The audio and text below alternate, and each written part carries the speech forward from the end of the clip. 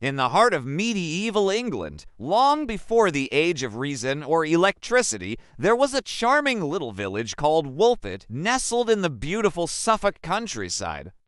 Picture this, a quiet place with farms dotting the landscape, thatched cottages lining the lanes, and fields shimmering gold with harvest. It was the kind of place where the church bell rang out to mark the hours, and every face was familiar, creating a warm sense of community. But one summer in the 12th century, Woolpit became the backdrop for one of the strangest mysteries in history. A tale so bizarre it still puzzles historians, scientists, and storytellers today. It all kicked off on what seemed like an ordinary day. The villagers were out in the fields, toiling under the hot sun, when someone spotted a flicker of movement near one of the Woolpits, those deep trenches dug to trap wolves that threatened their livestock. From that dark hole emerged small figures, a boy and a girl, both alive but trembling, blinking at the sunlight as if they'd never experienced it before. The workers were frozen in shock. These children were clearly human, yet not quite. Their skin was a striking green, not from paint or bruises, but tinted like fresh spring leaves. Their hair was a light shade, their eyes wide and dark, full of wonder and fear, and their clothes, well, they were coarse and woven from a material no one in Woolpit had ever laid eyes on. It was a sight that sparked whispers and curiosity, setting the stage for a mystery that would endure through the ages. When the villagers tried to speak to them, the children panicked. Their words were unintelligible, a language no one recognized. They seemed terrified, hungry, and utterly lost. After much coaxing, they were brought to the home of Sir Richard de Colin, a local landowner who offered them food and shelter. What happened next was just mind-blowing, and honestly, it added even more layers to this mystery. The kids flat out refused to eat anything put in front of them. Bread, meat, fruit, you name it. They just shook their heads and muttered in that strange, unrecognizable language. Days passed, and it looked like they might actually starve. It was heartbreaking to watch. But then, one sunny afternoon, as the household was preparing fresh peas from the garden, something amazing happened. The kids' eyes lit up like it was Christmas morning. They rushed to grab the pea pods, but instead of munching on the peas, they went straight for the pods, gnawing on those green shells and tossing the insides aside. Can you believe it? That was the first time anyone had seen them smile, and it felt like a tiny breakthrough in understanding these lost little souls. For weeks, they survived only on raw beans and peas, which must have been quite the adjustment for them. Slowly but surely, they learned to eat other foods. As they grew stronger, that green hue started to fade. It lifted from their faces like a sickness being cured, though it never completely disappeared. It was almost like watching a flower bloom, and as they began to pick up English, they were finally able to share their story. But what they said, oh boy, it made absolutely no sense. Their tale was a jumble of words and emotions, leaving everyone scratching their heads in confusion. It was like trying to piece together a puzzle with missing pieces. They claimed they came from a place without sunlight, a world that was always twilight. Everything there, they said, was green, the people, the sky, even the animals. They called it St. Martin's Land, named after a figure they revered.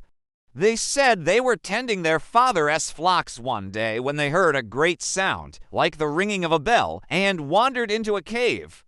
They followed the sound through a dark tunnel, walking for what felt like hours, until they saw a bright light ahead. When they emerged, they were blinded. The sunlight was harsh and the air strange. They tried to turn back, but the entrance was gone. They had stepped out into another world. Some villagers thought the whole story was just madness, like a fever dream spun by frightened kids. Others whispered that maybe they had stumbled out of fairyland or slipped through one of those mysterious thin places. You know, those strange rifts between worlds that the old folks used to talk about in hushed tones.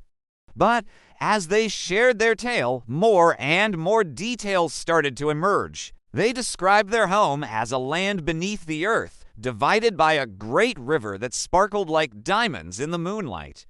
On the far side, they could glimpse a bright country beyond, but none of their people dared to cross over. It was like a forbidden paradise, just out of reach. Tragically, soon after arriving in Woolpit, the boy became sick and died, maybe from shock, or maybe from not eating the right foods. The girl, though, she was a fighter. She adapted, learned English pretty quickly, and was baptized. Some records say her name was Agnes, while others just called her the Green Girl. It's like she became a living piece of history, a reminder of a mystery that still captivates us today. As she grew older, that once strange green hue faded completely, and she blossomed into a stunning beauty.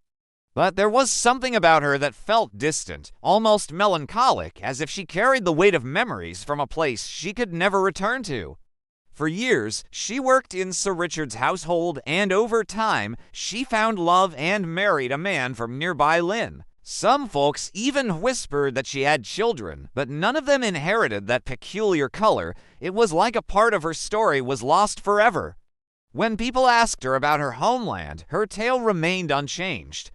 She would describe the twilight world filled with green people and eternal dusk, painting a vivid picture that left listeners captivated. But when they pressed her about the cave and the mysterious bell that had drawn them in, she would just shake her head, unable to explain it. And that's where the story should end, but it doesn't, because no one could ever prove she lied. Monks took the time to record this incredible story in detail. Guys like William of Newburgh and Ralph of Coggeshall, who were pretty well respected chroniclers back in the day. They didn't just jot down the juicy bits. They interviewed witnesses, noted the dates, and even described the peas, the kids' clothing, and that mysterious language they spoke. They didn't dismiss it as mere superstition. No, they treated it as a serious fact worth documenting. So, that leads us to the big question. Who were these strange children? As the years rolled by, theories piled up like bones in an old churchyard. Some folks thought they were just kids from a hidden village, speaking a rare dialect, their green skin. Maybe it was a medical condition called chlorosis, which gives the skin a greenish tint. But even that doesn't quite explain how they just appeared out of nowhere, or their wild story about a land stuck in eternal twilight. Others claimed they were alien, the victims of some interdimensional accident, two travelers who stumbled between worlds and couldn't find their way back.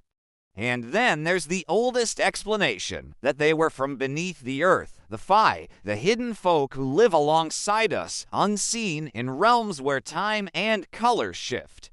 In folklore, green is the color of the other world, of enchantment and danger. Maybe the story wasn't symbolic at all. Maybe it was literal. Because even now, in Woolpit, the legend lingers. The Woolpits are long gone, but locals still speak of the green children. Some say you can hear laughter near the fields at dusk, faint and childlike, though no one's there. Others claim to have seen strange lights hovering over the soil, vanishing when approached. And sometimes, when the light fades just right, the air takes on that same hue, the faint green of a land half in shadow, half in dream. It's been 8 centuries, and we're still no closer to the truth. 2 children stepped out of a hole in the ground, claiming to come from another world. One died, one stayed. The only proof they were ever here is a handful of medieval ink, and a story no one can forget. Were they liars, lunatics, or lost travelers between worlds? Maybe we'll never know. But if you ever find yourself in Woolpit, when the fields are still and the horizon glows with that strange half-light, listen closely. You might just hear the faint echo of children laughing beneath the earth, still trying to find their way home.